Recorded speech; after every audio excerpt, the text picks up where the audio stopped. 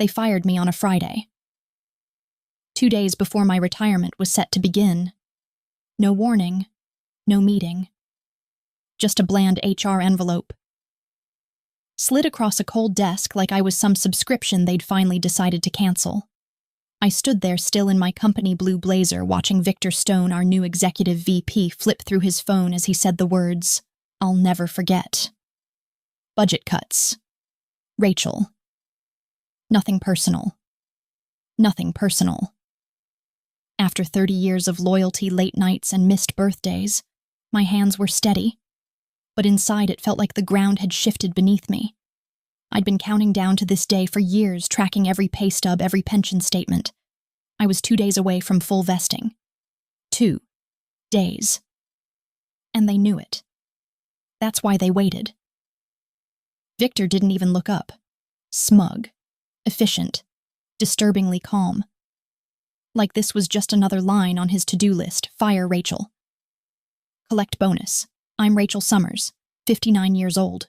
And until 3:17 p.m. last Friday, I was the senior compliance officer at one of Texas's most prominent energy firms. But this isn't a story about a woman who lost everything. It's a story about what happened when they messed with the wrong woman. This story will make you angry, then leave you cheering. And the ending. You won't see it coming. So grab a cup of tea, turn up the volume, and don't forget to drop a comment. Tell us where in the world you are and what time it is where you're listening. We love seeing how far these stories travel. When I got home that Friday, I didn't cry. I didn't scream. I didn't throw the box they handed me with my name scrawled across the top in marker.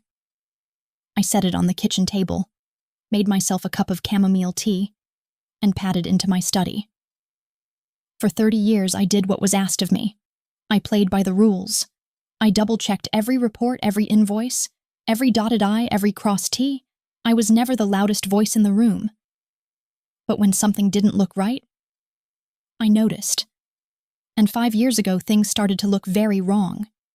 It began after a company merger, big names, bold press releases, promises of streamlining.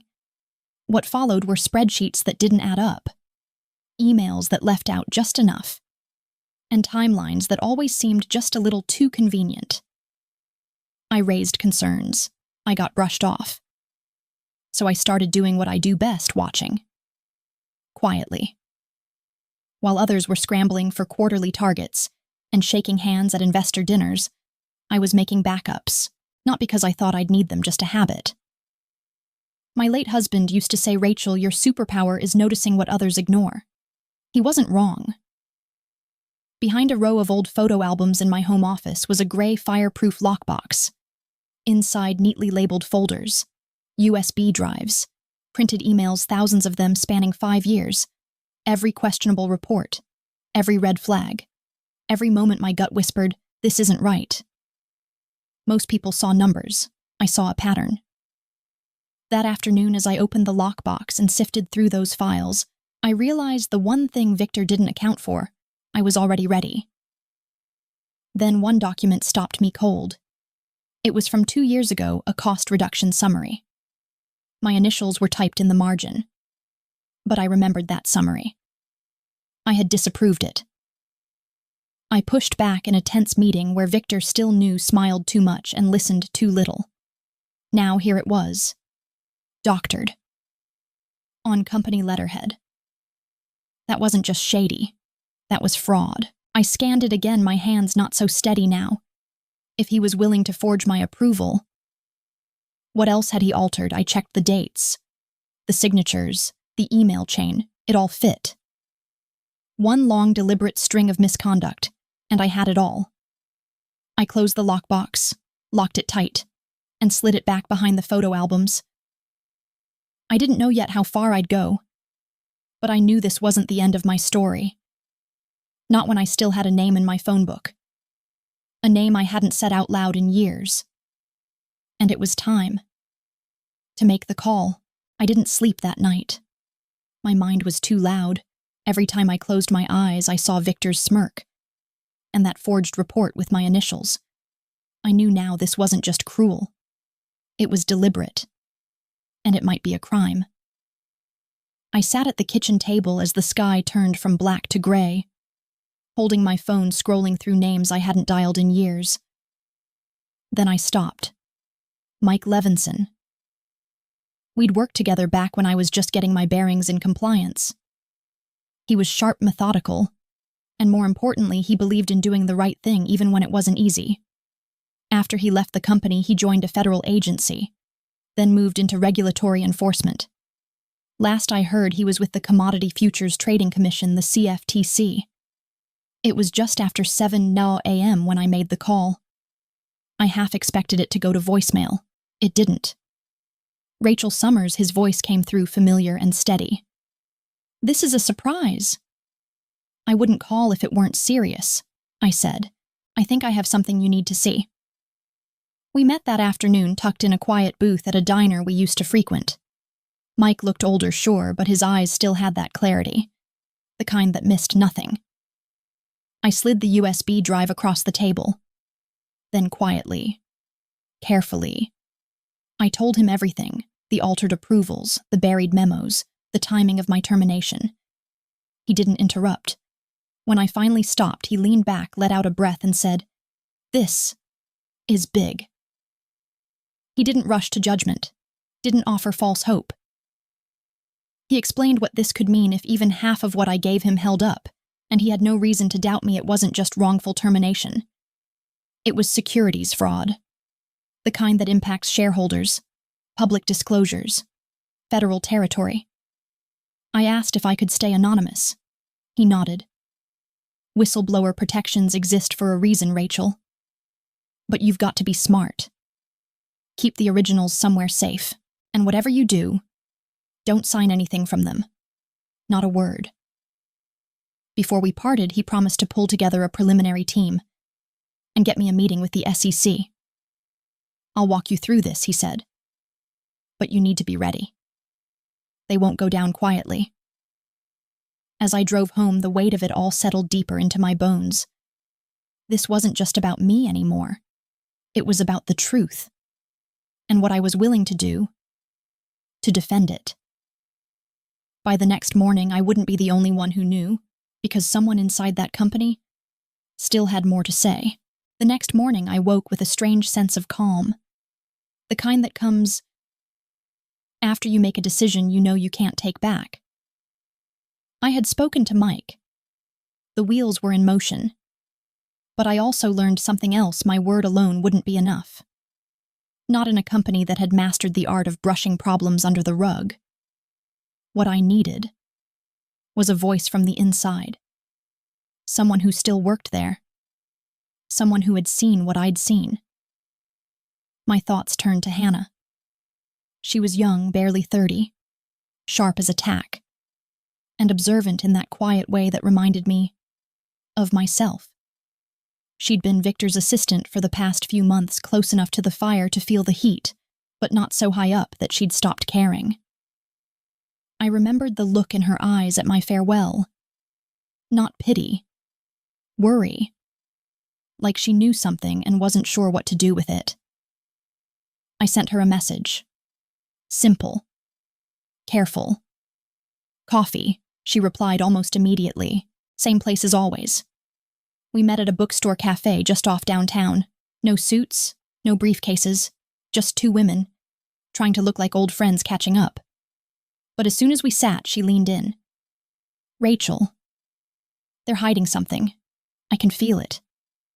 I didn't push, I just nodded. And let her talk. And talk she did. About meetings that never made it to the calendar. About late-night shredding. About whispered instructions from Victor to fast-track certain approvals. "I don't have proof," she said, frustrated. "But I know something's off." Then I pulled out a printed email, one of dozens I'd saved. It was a memo about reclassifying environmental penalties as operational costs. Her eyes widened.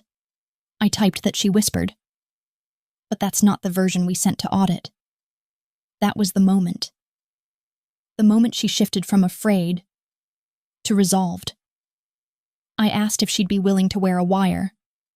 Not just some official recording app. There was a meeting scheduled the next day, Victor and several department heads.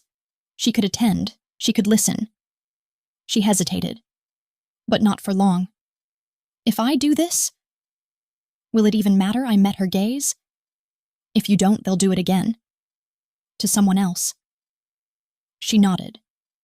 Slowly. Okay, I'll do it. That night I sat by the window, watching the wind stir through the trees in my backyard. For the first time, I didn't feel alone in this. I had help.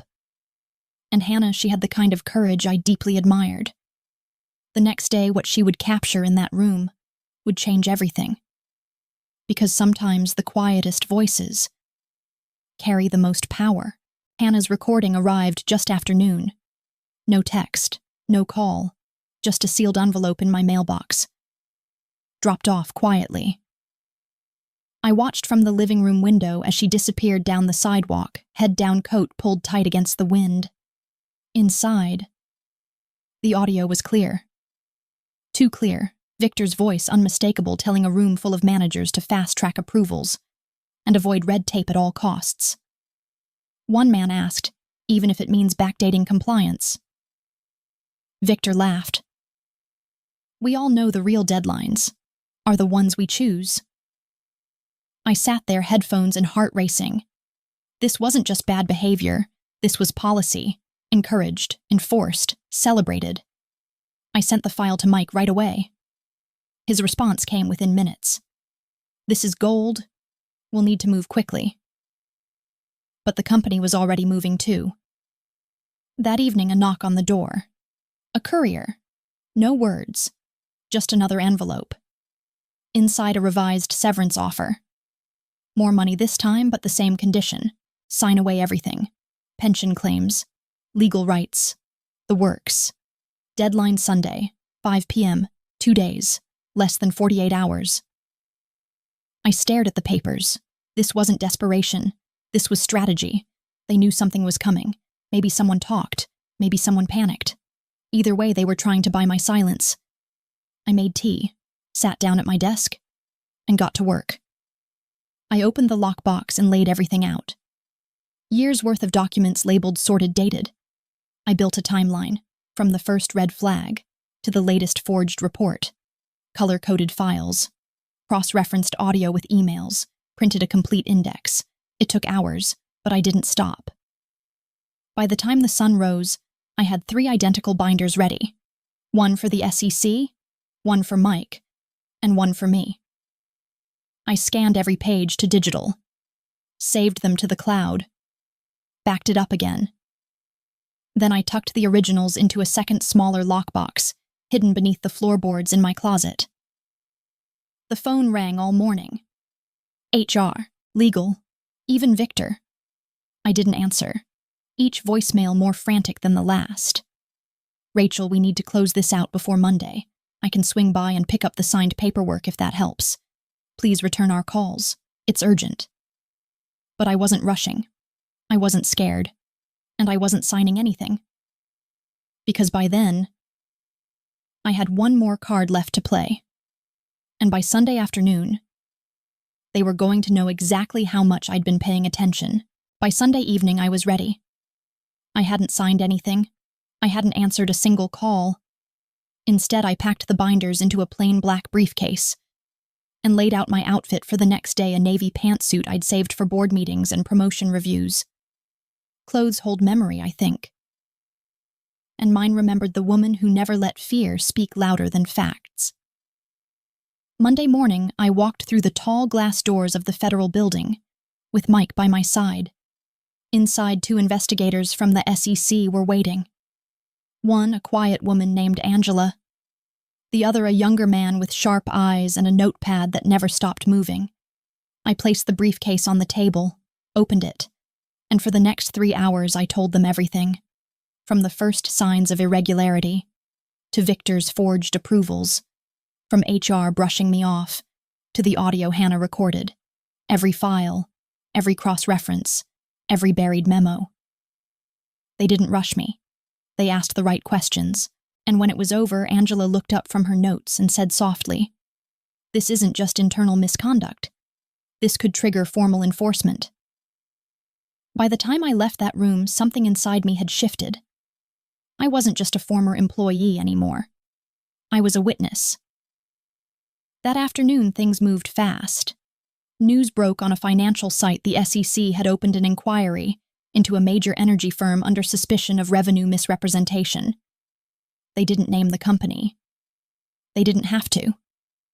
The phone started ringing again, not just mine. Colleagues called from inside the company. Hannah messaged Victor's locked in his office. Everyone's whispering about the feds. I stayed quiet. Let the silence do the work. By midweek, it wasn't just whispers anymore. A leaked internal memo confirmed formal requests from regulators. Stock prices dipped. Journalists started circling. The boardroom, it wasn't a place of power now. It was a pressure cooker. Then on Thursday, my phone buzzed with an unfamiliar number. Rachel Summers, yes. This is William Hargrove, chair of the board. We'd like to speak with you. In person. Tomorrow morning. I paused. Not long, just enough. I'm open to that. But any meeting will include my attorney. And you'll want to be ready to answer questions, not just ask them. I hung up and sat very still. It had begun. And the part they hadn't figured out yet, I was just getting started. Friday morning arrived with a gray sky and a strange calm in the air. I met my attorney Barbara outside the company's downtown office, an imposing building I used to walk into every morning, without a second thought. Now it felt like neutral ground, for a battle no one wanted to admit was happening. Inside, the same security guard who'd watched me pack my things just 1 week ago held the door for me. He nodded. It was subtle, but it said everything. We were escorted to the main conference room. 4 board members were already seated, including William Hargrove. He looked different now, older, smaller. Like the weight of the headlines had taken 10 years off his stature. Victor wasn't there.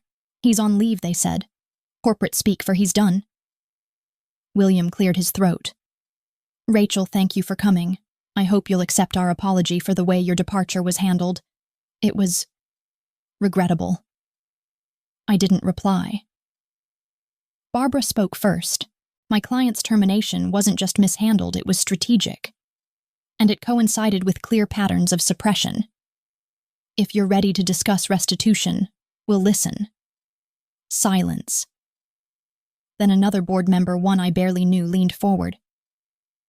We'd like to rescind your termination. Formally, your pension will be reinstated in full. Additionally, we're prepared to offer you a consulting role. Your expertise would help us correct course. I looked around the room. People I'd worked alongside for decades. Some had ignored me. Others had politely dismissed me. But now they couldn't look away. Not because I was angry. Not because I was loud. But because I had the truth. And the truth had finally become inconvenient. I asked one question. Why now? William hesitated. Then quietly, because we realize how much we missed, and how much you tried to tell us. Barbara wasn't satisfied. Miss Summers brought forward over a dozen internal reports, flagged dozens of discrepancies, requested meetings that were never granted. That doesn't happen by accident. They nodded. Some embarrassed, some afraid. I didn't need to punish them. The consequences were already unfolding. As we stood to leave, William made one final appeal. Rachel, your cooperation with the SEC, if you could help them understand the company's willingness to change, it would mean a great deal. I looked him in the eye. That depends entirely on what you do next, not what you say here. We walked out in silence. But back at home, my phone buzzed again. This time it was Hannah. And what she had just found would make the headlines look like a prologue. Hannah's message was short. You need to see this. We met at the same bookstore cafe, but this time, her hands were shaking slightly as she slid a thumb drive across the table. No words, just a nod. I waited until I got home, pulled the curtains, locked the door, plugged it in. What I found was a folder full of archived server logs. Retrieved accidentally, she said, while helping IT pull reports for an unrelated audit. Buried in a subdirectory were emails, some dating back over 6 years, communications between Victor's predecessor and members of the board. They discussed financial adjustments during a rocky acquisition. One email even hinted at delaying penalty disclosures to inflate quarterly performance. This timeline. It stretched far beyond Victor. I forwarded the files to Mike. He called almost immediately. This goes deeper than we thought. And it didn't start with Victor. He just kept the engine running. Within days, the investigation widened, more subpoenas, more resignations. 3 board members stepped down quietly. No press conferences, no explanations, but the damage already done. The headlines now named names, investors demanded transparency, and suddenly, people who had been silent started speaking up. Hannah wasn't the only one. Former staffers reached out to the SEC. Some brought documents, others their stories. An accountant from a sister division disclosed irregular billing. A logistics coordinator revealed manipulated shipping dates to match fake revenue. What began as one woman's quiet stand had become a wave. Meanwhile, I stayed grounded, declined interviews, let the process unfold. But I did take one call from the board's newly appointed interim chair, Patricia Donovan. She had always treated me professionally, if distantly. But this time her voice held something new. Respect. "We're establishing a corporate ethics division," she said. "We'd like you to help us design it." I thanked her. Told her I'd think about it. But deep down, I already knew. My work wasn't about fixing what they broke. It was about planting something better elsewhere. That weekend I set up a scholarship fund. In Thomas's name. My late husband, who always believed in my sense of right and wrong even when it made life harder. The fund supports young women studying business ethics and corporate law. I called it Voice for Integrity. As the story rippled across industries, my name became tied to something I never asked for: a movement. But I wasn't done yet. Because soon, Victor would try one last time to rewrite the narrative. And this time, I'd be ready with more than just the truth. The first article dropped on a Monday morning. The headline, bold and sharp: "Former energy executive blames internal confusion for ongoing investigation." The photo below showed Victor outside a courthouse, squinting into the sun, flanked by attorneys. He looked smaller now, less confident, less polished. But his words still sharp.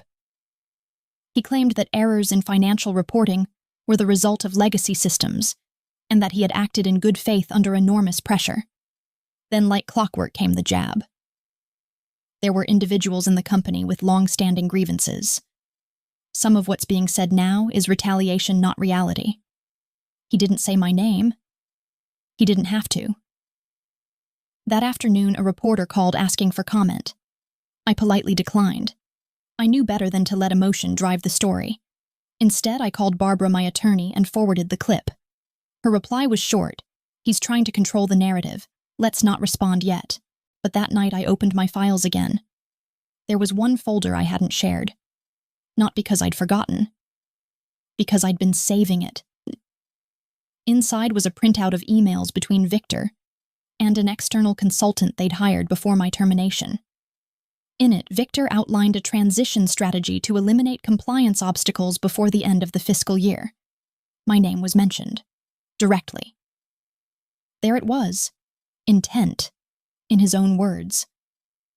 I sent the file to Mike. His reply: "This will shut it down. This makes motive crystal clear."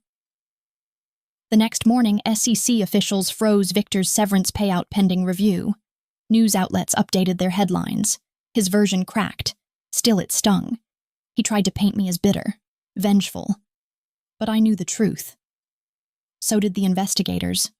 And as it turned out, so did many others. Colleagues I hadn't heard from in years started reaching out. "You always did the right thing, Rachel. We should have listened sooner. I'm proud of you." But my favorite message came from Hannah. He underestimated you. They all did. Not anymore. I knew it wasn't over. There were hearings ahead, statements to give, lawyers to face. But the tide had turned, and the facts were finally louder than the spin. As I folded away the last of the documents, I felt something new. Not victory. Not vengeance. Peace. Still. One final meeting loomed, one I hadn't expected, because when the dust began to settle, the company had something else to say, and this time they were coming to me.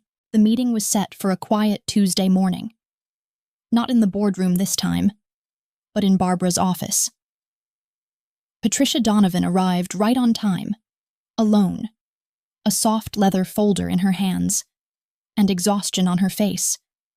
She looked like someone who had spent the last few weeks putting out fires that never stopped burning. We didn't waste time on pleasantries. She opened the folder and began, her voice steady but low. This document officially reinstates your employment retroactively. Your pension is vested in full. We've included an additional compensation package to acknowledge the hardships you've endured. Full health care, 5 years' salary, and... She hesitated. A formal apology from the board. I listened in silence. I didn't feel triumphant. I felt tired, but I also felt something else, clarity. Patricia continued, "We're rebuilding from the ground up, and we'd like your help to lead the ethics division, design it, train them, shape it into something better." I glanced at Barbara. She didn't speak. She didn't have to. This was my decision. I closed the folder. "Thank you," I said. "But I won't be returning." It wasn't anger. It was peace. 6 months later, I sat on the back porch of my new home by the lake, a mug of coffee in hand, morning light flickering across the water. My daughter had moved closer. My grandsons chased each other through the yard. The wind carried laughter, and for the first time in a long time, I wasn't watching over numbers. I was watching over memories. The scholarship in Thomas's name had its first 3 recipients, all women, all determined to change how corporations listen and act. They wrote me letters about their dreams, their doubts, their grit. And I wrote back. Every time. The company survived the storm. Barely. New leadership. New policies. They still send me annual reports, maybe out of habit. Maybe as a gesture. I read them, mark improvements, and smile, but I never look back with regret. A reporter once asked me if I saw my story as a form of revenge. I didn't. I just did what was right, I said, even when no one else would. And in the end, that was enough. If this story meant something to you, if it stirred something quiet but stubborn inside you, then maybe you've got a truth waiting to be told. Before you go, grab a cup of tea, turn up the volume, and don't forget to tell us where in the world you're watching from and what time it is where you are. We want to know how far these stories go.